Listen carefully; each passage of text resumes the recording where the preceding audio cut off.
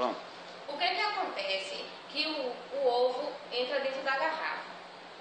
Existe um ar atmosférico que está em nós e em tudo que há ao nosso redor que não conseguimos perceber.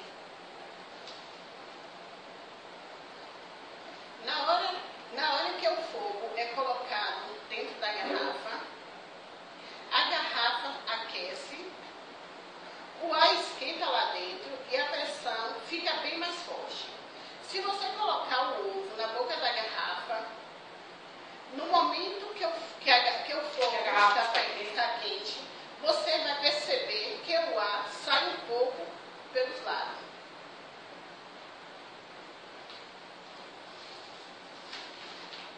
Esse é a esfria.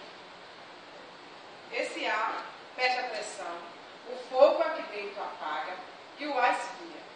O ar atmosférico fica muito mais forte que a pressão que existe dentro da garrafa. E então, por causa dessa diferença de pressão, o ovo é empurrado para dentro da garrafa.